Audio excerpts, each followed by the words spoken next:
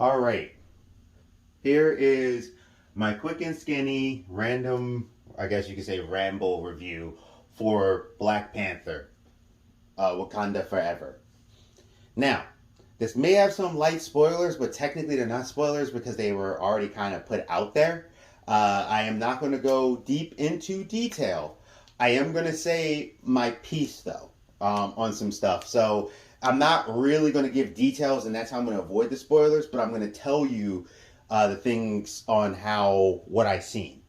Now, I'm going to start off by saying the movie isn't as bad as I thought it was going to be, which was that's a good thing. I still had a ton of issues with it though. It's so one of the first things I want to get off the bat is the Ironheart armor. They promoted it, they showed it. Literally, you could see it on some of the promotion. I seen stuff that Marvel came out with, so I'm not giving a spoiler here. But why did the Ironheart armor have cornrows? Because the actress did.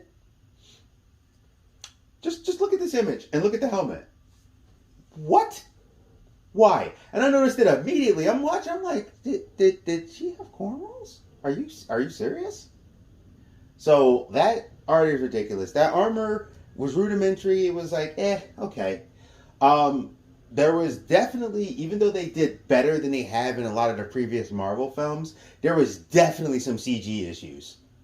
Um, Now, like I said, this is technically not a spoiler because the Lego toy already spoiled it. The other thing already spoiled it. They openly said it. It's out there. Now, if you don't want to know about this, you've seen it in the one trailer. There is a new Black Panther. So I'm going to say who it is, but like I said, literally it's been spoiled even by Marvel. So when it's Shuri, when she has the helmet, like when her helmet does that digital thing to come off, it's uncanny valley. Like her body is moving one way and her like head is just there. It's really weird. It doesn't do it all the time. She didn't look that bad when she was like standing there or when she was like the full gear, but when they kept having her take it off, it was weird. A lot of times it had some CG issues. It wasn't horrible, but it had some CG issues from time to time. Okay, now another thing I had an issue with was Namor. Now, my friends who I was with, and they witnessed it, I made three predictions. I predicted how they were going to handle T'Challa, and I was right. I predicted how the fight was going to go. I was right. And I predicted that they were going to do something else that I wasn't going to like about Namor's ending, and I liked. Or I didn't like that either. And because that's not the character. And I'm going to leave it at that.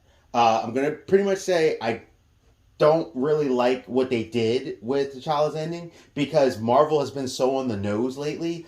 I was able to figure it out again, like I did with Thor: Love and Thunder. I was like, well, I'll put it to you like this. I was like, he died in 2020. He had that disease. They're going to incorporate that. They're going to find a way to incorporate some idea towards that. And that's all I'm going to say about it.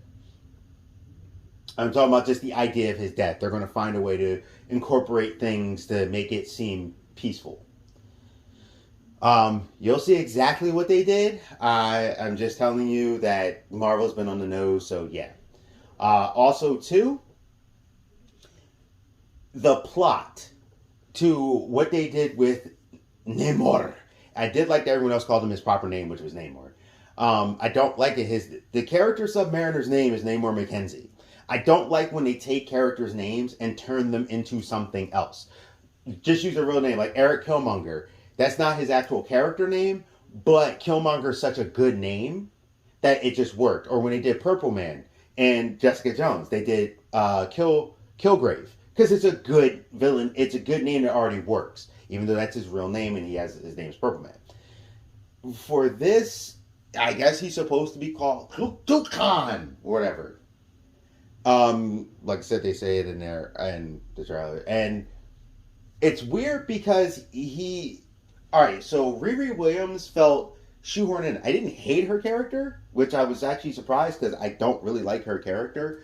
I know one of my all-time favorite writers, Brian Michael Bendis, made her. I know why, but the way they did her in the comics and made her, I didn't like it. I think the way they handled her and how she did the armor and stuff was, it worked for the most part. But it felt like the plot, which is the one thing I was worried about, was everything I kept hearing, it felt like they were just repeating Killmonger, especially when they said the voice of the colonized. I was like, that sounds like Killmonger. You're just repeating Killmonger because he was such an excellent villain. And they had Namor go one direction. They never called him Submariner, by the way, which really annoyed me. He went in one direction, and that's why they incorporated Riri. And then I think when they were like, okay, we got the reason why Riri's here, he went in a completely different direction. And it was like, okay, but why did you have it where it went this one way, where it was, I need to deal with, this thing with Riri and all this because of this, which is where they had the point of contention.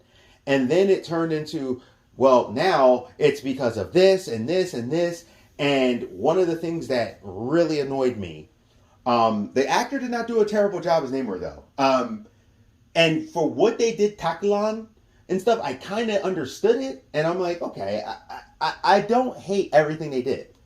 I like Namor a lot. I love that character because he's so cool. Like, he's like Black Adam to me. You can make him a villain or a hero at any given time, and both of them works.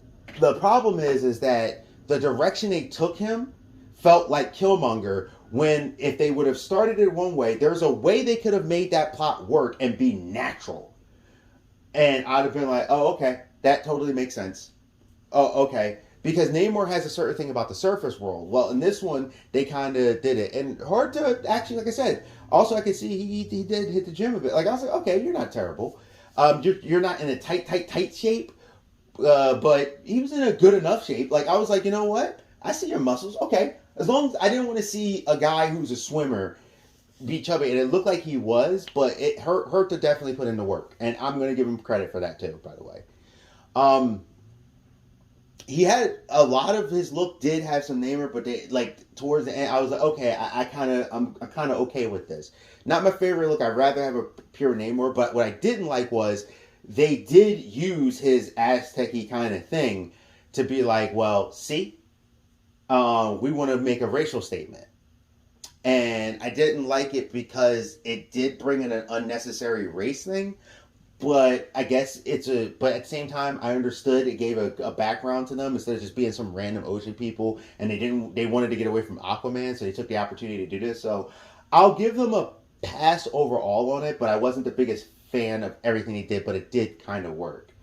There's a way they could have did it better, but they could have made it that way and kind of got away from the colonized story. Once they threw in the colonized story, I was like, okay, this is now starting to turn into Killmonger. They could have just left it where it was, the original explanation of where they come from, who they were, and why they were there. They decided to go the colonizer way. And that is when I was like, okay, now we're going to Killmonger way. And it literally shifted to where he was just like a stronger version of Killmonger. To a degree. Killmonger's plot ideas, not Killmonger himself, but the idea of what Killmonger wanted to do. Things I liked, I actually didn't mind her suit. It did feel like they were starting to put Shuri on a pedestal. And I wasn't feeling that because I hate when they do that. Now the woman has the mantle, the bed, and everyone's in awe of her kind of thing. And I'm not even talking about just Black Panther. I'm just talking about her as a character. Like they kind of did it, but it was very Shuri focused, and I didn't mind what they did with Shuri, but I would like that she's not the main. Like maybe they find another Black Panther, and then they do the thing in the comics where there was two. Like I feel like this was okay, but I don't want to see her, and I love that character. And they went the angry Shuri route, like the comics did when she became Black Panther. Shuri wasn't like that in the comics. When we saw her in Black Panther, they turned her that way, and I loved her character that way. This fit. There's a character death that I was like, wow, really? But it worked for what they were trying to do, but then there's the thing that happened later, I was like, really? Kind of thing. And also, too, the fact that the Atlanteans could just, or they could just get to Wakanda, which was weird to me, because Wakanda is very defense-oriented. And it was like, oh, when you're dealing with us, it ain't ish. And I'm like, okay, that's weird. I did love the fact that they explained a blue thing without having to do it. So if you ever see like a Tuma or the Atlanteans, they're normally blue skinned throughout. And this, which I thought was a cool aesthetic, we're talking about some cool things. Um, when they would get out the ocean, it was like as if they had to rebreathers. It's like their skin would turn blue because it's similar, like they're drowning a little bit, like they're suffocating a little bit. And then when they would go in the ocean, they return to their normal human color. I actually thought that was a nice touch for this movie. Harta's performance overall as Namor was not bad. There was a lot of Namor-esque stuff. They did break his character later, though, which annoyed the heck out of me. Also, because I know there's something that they did, and they tried to do the Black Panther comic book story kind of thing, but then what they dealt with, it was just odd why they did that. But overall, I thought he was actually a decent Namor. I would have preferred, definitely 100% would have preferred a more comic book accurate version of him and not doing some of the things they did. I would have totally preferred it, but what you got wasn't horrible. M'Baku, I love that character, like Man-Ape, pretty much. He's growing as a character to me. Like, he's a character I'm like, no, this guy is a good character. You guys wrote him good. So I really liked M'Baku a lot. There's a lot of growth with him. I enjoy him very much. I've come to notice that. I've enjoyed him since the first movie. There was some grief stuff. They definitely did a lot of tribute to Chadwick and stuff, and it was kind of like, okay.